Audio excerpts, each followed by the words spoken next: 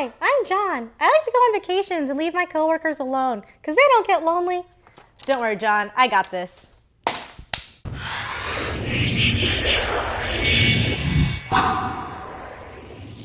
Hi, everyone. Welcome back to the App Show. Debbie here again this week. John's still on vacation, but we'll see him next week. In this episode, we're going to talk about file naming and folder hierarchy, something we've been hearing a lot about in the comments. But first, we'll talk about the news. We have two great updates about images in docs, slides, and drawings. You can now reset or replace an image. So say you put a picture in and you make a bunch of changes to it that you don't like. You can reset the image back to its original state. Or maybe you put an image in, you resized it, you put it somewhere you really like on a presentation, but then you find a better picture. You can now replace the image, but keep the original properties like the layout and the size of the first image.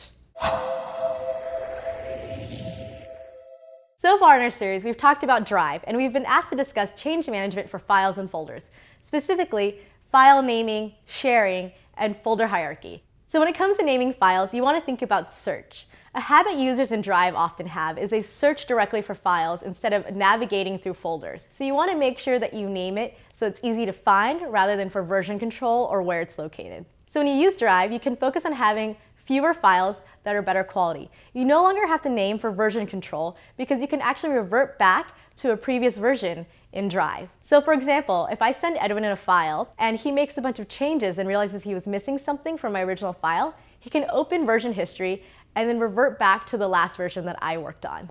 In terms of sharing, one thing we use a lot internally is to share using Google Groups. So say I have a document and I share it with a group. Everyone in that group now has access to the document.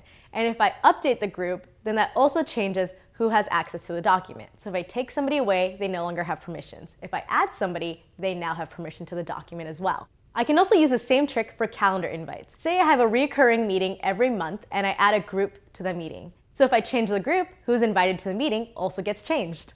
So we don't use folders as much for navigation. Most people use search for that. But we do use folders to make sure that everybody has access to the documents that they need. We make sure that people can collaborate using them. A great way to do this is to make sure that you have a folder for each project you're working on. And within those folders, you can get more granular about controlling and permissions. Another thing we do is for ongoing team collaboration, we have a folder for the entire team, and within that, a subfolder for each member of the team. That's where they can house their working documents, their scratch notes, the things that people don't necessarily need to see.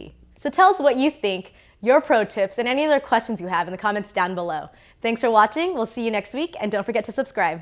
So a couple weeks ago, we noticed that Brian and Saad had a great conversation in the community about how to transfer your files or data from one Drive account to another. So we have a few more ways that you can do this. One of them is transferring ownership of your documents.